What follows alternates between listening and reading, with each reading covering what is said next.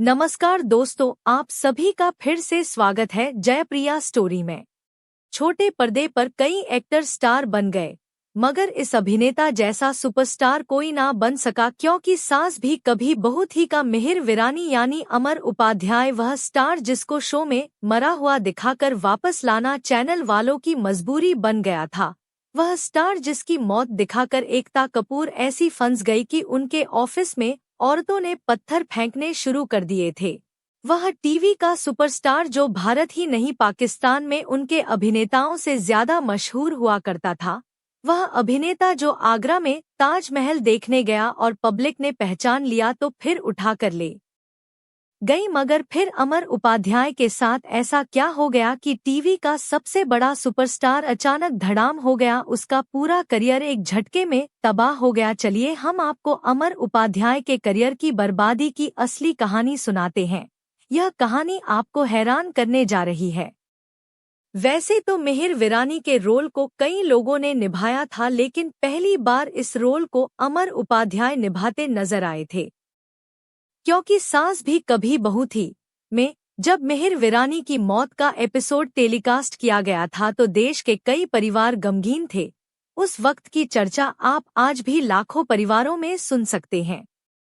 अमर उपाध्याय कहते हैं कि मिहिर विरानी की मौत सीरियल में पहले से ही तय थी।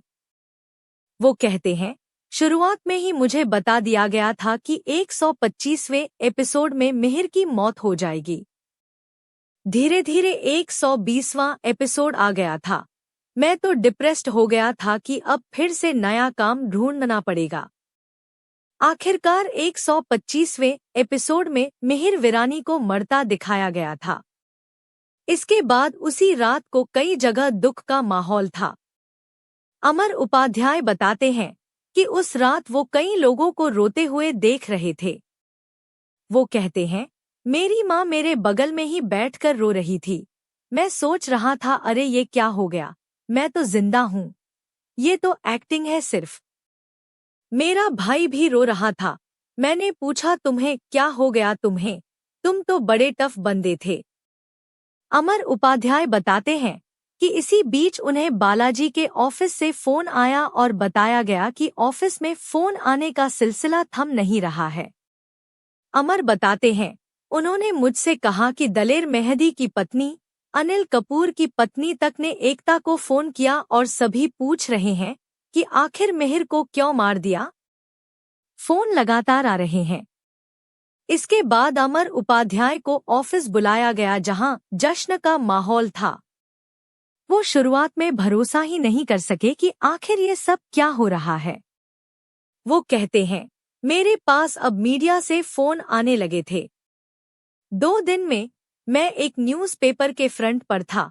हमारी टीआरपी तेजी से बढ़ी और हम केबीसी के पास पहुंच गए थे। क्योंकि सास भी कभी बहू थी सीरियल में मिहिर विरानी का किरदार अमर उपाध्याय को सुबह मिला था और दोपहर में उसकी शूटिंग शुरू हो गई थी। अमर बताते हैं, मैं एक शो कर रहा था कन्यादान। अचानक से कन्यादान से मैं एग्जिट हो गया। इस एग्जिट के बारे में मुझे पता भी नहीं था। मैं थोड़ा नाराज भी हो गया था। उसी दौरान मुझे बालाजी से फोन आया। मुझसे कहा गया कि कल आप बालाजी ऑफिस आ जाइए। मैंने पूछा कि क्यों, अभी तो आप लोगों ने मुझे शो से निकाल दिया था।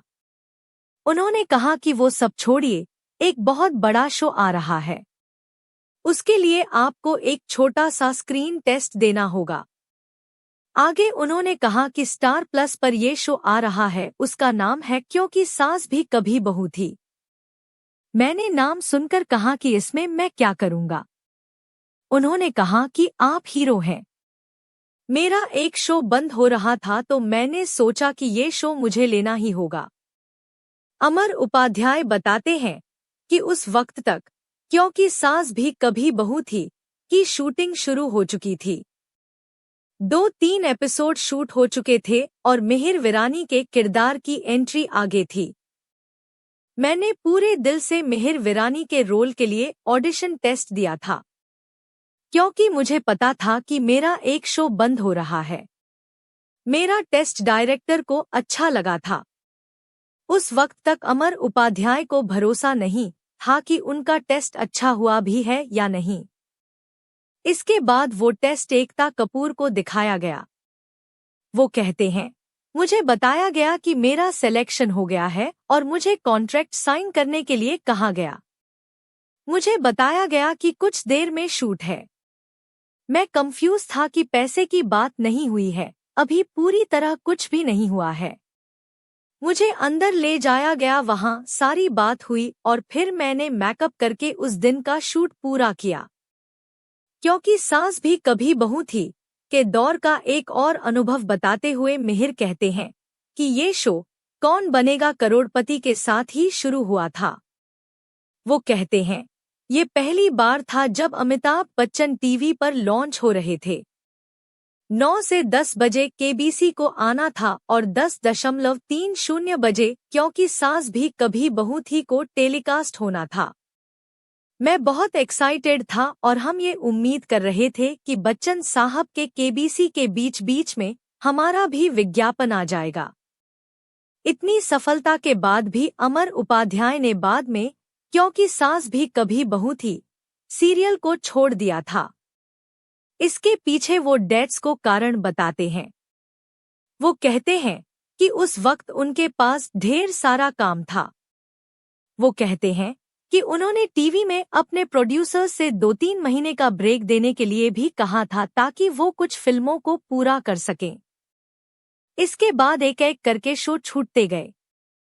क्योंकि सास भी कभी बहू थी को छोड़ने के वक्त एकता कपूर के साथ अमर उपाध्याय के रिश्ते कैसे थे? इस सवाल के जवाब में अमर कहते हैं, एकता और मेरे बीच तब भी दोस्ती थी, लेकिन हम दोनों के बीच एक कम्युनिकेशन गैप हो गया था। मैं अपनी बात सही तरह से उन तक पहुंचा नहीं सका था। लेकिन मैं ये पहले भी कह चुका हूं कि जो मिहिर का किरदार है वो एकता ने ही बनाया है। एकता कपूर ने मिहिर को सही तरह से बैक किया है। अपने करियर के उतार चढ़ाव के बारे में अमर कहते हैं कि कभी कभी ऐसा होता है कि सारी सकारात्मक चीजें एक साथ और सारी नकारात्मक चीजें एक साथ ही आती हैं। वो कहते हैं, उस दौरान क्योंकि छूट गया, मैं एक गाने की शूट पर गया था। उस वक्त मेरी माँ का निधन हो गया, जो मेरी जिंदगी के सबसे परेशान करने वाले दिन थे। मैं थोड़ा डिप्रेस्ड जोन में भी चला गया था। अमर उपाध्याय कहते हैं कि मेरी माँ आज मेरे साथ इस घर में नहीं रहती हैं, उन्होंने ये घर नहीं देखा है। वो कहते हैं, मेरे पिता बैंकर थे, उनकी पिता से नहीं बनी और तब मेरे पिता 2 छोटे बच्चों को लेकर घर से बाहर चले गए थे। तब उनकी कुछ 700 रुपए की नौकरी थी। उस 700 से 800 रुपए में जुहू के सेनेटोरियम में रहते थे हम। वहां हम अफोर्ड नहीं कर पाए, वहां से हम कांदीवली चले गए और फिर उनको लोन मिला और उन्होंने एक BHK का घर बनवाया। उस वक्त हम बड़े हो रहे थे, हमारे स्कूल के और दूसरे खर्च थे। तो बचपन में हमने खूब खींचातानी देखी है, उसी में हम बड़े हुए हैं। वो कहते हैं, मैंने मलाड में जब घर लिया तो मेरी माँ बेहद खुश थी। यहाँ पर वो नहीं है। यहाँ सब कुछ है लेकिन उनकी कमी है। कुछ भी अच्छा करूँगा, बड़ा करूँगा तो मैं उन्हें याद करूँगा। उम्मीद करते हैं कि आपको इस वीडियो से कुछ नया जरूर सीखने को मिला होगा। आपको वीडियो कैसी लगी हमें कमेंट बॉक्स में जरूर बताएं। पसंद आई हो तो वीडियो को लाइक कीजिए और कमेंट बॉक्स में हर हर महादेव जरूर लिखें। अगर वीडियो के दौरान कोई गलती हो गई हो तो माफ कीजिएगा। ऐसी ही और वीडियोस के लिए हमारे चैनल जयप्रिया स्टोरी को सब्सक्राइब जरूर करें। धन्यवाद।